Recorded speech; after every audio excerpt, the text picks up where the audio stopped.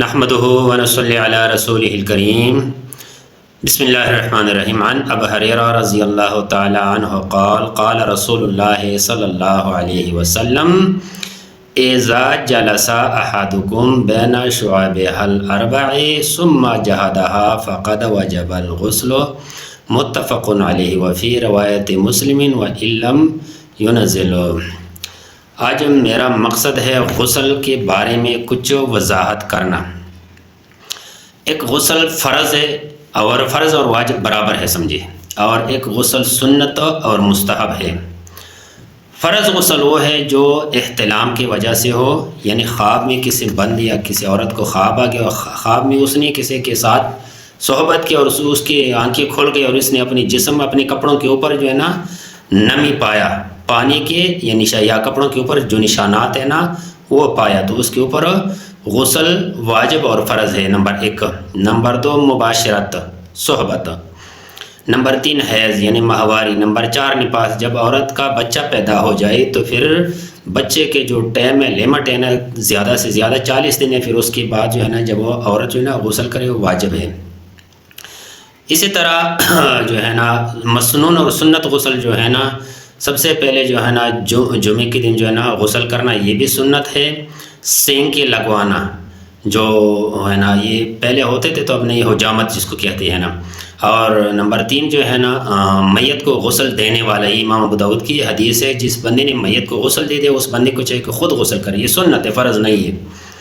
اچھا، ایک اور بات ہے، 2 صحبتوں کے درمیان یا 2 مباشرتوں کے درمیان ایک بندہ ہے اس کے اوپر غسل لازم ہو گیا رات کو، پھر کسی وجہ سے یہ بندہ غسل جلدی نہیں کر سکتا، صبح تک نہیں کر سکتا، تو اس بندے کو چاہیے، حدیث پاک میں ہے کہ یہ بندہ وضو کرے، یعنی کم سے کم استنجا کرے، اور اس کے بعد جو ہے نا صبح غسل کرے۔ اچھا، تیسری بات یہ ہے ایک بندہ ہے اس کو احتلام ہو گیا رمضان شریف میں، تو اس کا روزہ خراب نہیں ہو سکتا، روزہ رکھنا چاہیے۔ اچھا، تیسری بات جو ہے نا یہ ہے کہ اکثر لوگ جو ہے نا اس چیز سے بے خبر ہے اور اس کی وجہ سے انسان کے غسل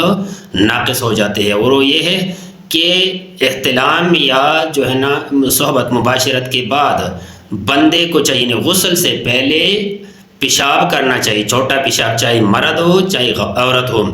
کیونکہ غسل کے اگر پیشاب نہ کرے غسل کے بعد جو کچرا نکل جائے تو اس کی غسل جو ہے نا متاثر ہو جاتی ہے اس سے۔ اچھا، غسل میں 3 فرض ہیں۔ نمبر 1 غرارے کرنا، منہ میں پانی ڈالنا اور ناک میں پانی ڈالنا اور پورے جسم کے اوپر پانی جو ہے نا ڈالنا، یہ 3 فرض ہے غسل میں۔ اگر اس میں ایک کی کمی ہوگی تو پھر غسل نہیں ہو سکتے، اور غسل اتنی ضروری چیز ہے کہ جو بندہ جس کے اوپر غسل لازم ہو، فرض ہو، تو زمین بھی اس بندے سے تنگ ہے کہ یہ نجاست میں میرے اوپر چلنے والا بندہ، یہ منحوس بندہ یہ کون ہے، زمین کو بھی تکلیف ہے، اتنی قبیح چیز ہے جنابت،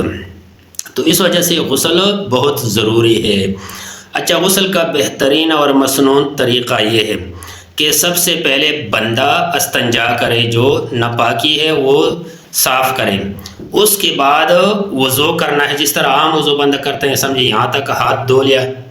پھر اس کے بعد منہ میں پانی ڈال دیا، غرارے کر دیا، مسواک کرنا ہے وہ کر دیا، مکمل صفائی 3 دفعہ، پھر اس کے بعد 3 دفعہ ناک میں پانی ڈالنا ہے اور اوپر کھینچنا ہے کہ پانی کا کڑواہٹ جو ہے نا وہ محسوس ہو جائے، پھر اس کے بعد جو ہے نا منہ دھونا ہے، منہ مکمل 3 چلوں سے، 1 2 3، ٹھیک ہے جی۔ پھر اپنے ہاتھوں کو یہاں تک دھونا ہے، دونوں، پہلے سجا ہاتھ سیدھا ہاتھ، پھر دایاں ہاتھ پہلے، پھر بایاں ہاتھ، 3 دفعہ اوپر پانی ڈالنا ہے، پھر اس کے بعد جو ہے نا مکمل سر کا مسح کرنا ہے، یہ چوتھا حصہ فرض ہے لیکن ٹوٹلی مسح جو ہے نا یہ سنت ہے۔ اسی طریقے سے پھر اس کے بعد کانوں کا مسح کرنا ہے اسی طریقے سے، پھر اس کے بعد جو ہے نا سر کے اوپر پانی ڈالنا ہے، سر دھونا ہے، اس طریقے سے دھونا ہے کہ بالوں کے نیچے جو ہے نا یہ پانی پہنچ جائے، کیونکہ ایک حدیث میں ہے کہ ہر بال کے نیچے جنابت ہے۔ پھر اس کے بعد جو ہے نا سر کے بعد جو ہے نا پورے جسم کو مکمل دھونا ہے اور 3 دفعہ پورے جسم کے اوپر پانی ڈالنا ہے، پھر اس کے بعد ایک سیٹ پہ ہو کے اور پاؤں کو دھونا ہے، یعنی غسل ایک جگہ پہ کرنے ہے اور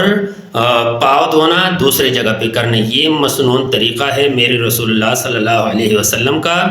اور اس میں اس بات کا بھی خیال رکھنا ہے کہ یہ حدیث جو میں نے پڑھا ہے ابو ہریرہ سے روایت ہے، اذا جلس احدکم بین شعبها الاربع، جب تم میں سے کوئی بھی بندہ یعنی چوکڑے کے درمیان بیٹھ جائے، اور ثم پھر اس کے بعد جہادہ کوشش کرے، فقد وجب الغسل، اس کے اوپر غسل واجب ہو گیا۔ اور یہ مسلم شریف میں یہ بھی ہے وَإِن لَمْ يُنَزِّلْ کی انزال نہ بھی ہو، انزال ہو یا نہ ہو غسل واجب ہو جاتا ہے۔ تو یہ بہت ضروری ہے اور اس کی جو ہے نا بہت اہمیت ہے۔ اچھا، اس کے بعد اگر کسی بندے نے سمجھے کسی بندے کو ضرورت ہو گیا غسل کو، اس کو یا پانی میسر نہیں ہے، اور یا یہ بندہ بیمار ہے پانی استعمال کر نہیں سکتا، یا کوئی اور وجہ ہے پردیس میں اس کو پتہ نہیں کہ پانی کہاں سے ملے گی، تو اس کو چاہیے کہ تیمم کرے۔ تیمم کا طریقہ یہ ہے کہ نیت کرنا تیمم کا دل میں، زبان سے کوئی نہیں، دل میں نیت کرنا ہے۔ اور اس طرح غسل کے لیے بھی دل میں نیت کرنا ہے کہ میں اس لیے نہ رہا ہو کہ میں پاک ہو جاؤ، پلیتی میرے سے ختم ہو جائے ناپاکی۔ تو اسی طرح نیت کرنے پھر اس کے بعد ڈیلا مٹی کا وٹا ہو اس کے اوپر ہاتھ مارنا ہے، یا مٹی کا وٹا نہ ہو یا ایسا کپڑا ہو جس کے اوپر مٹی لگے ہو، یعنی استعمال شدہ کپڑا ہو، بالکل دکان کا نیا کپڑا نہ ہو، اس کے اوپر ہاتھ مارنا ہے۔ پھر ہاتھوں کے مارنے کے بعد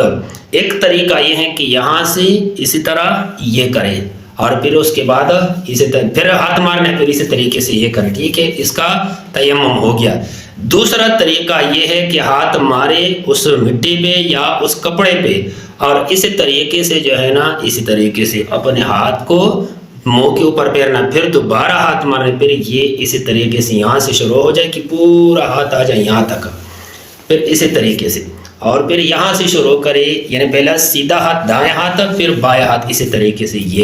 یہ تیمم کا طریقہ ہے، یہ ضروری ہے۔ پھر انسان پاک ہو جاتا ہے، صاف ہو جاتا ہے، بشرط یہ کہ یا بندہ بیمار ہو غسل نہیں کر سکتا، یا بشرط یہ کہ بندے کو پانی کا پتہ نہ ہو۔ تو اس وجہ سے اللہ تعالی ہمیں عمل کرنے کی توفیق عطا فرمائے۔ السلام علیکم ورحمۃ اللہ وبرکاتہ۔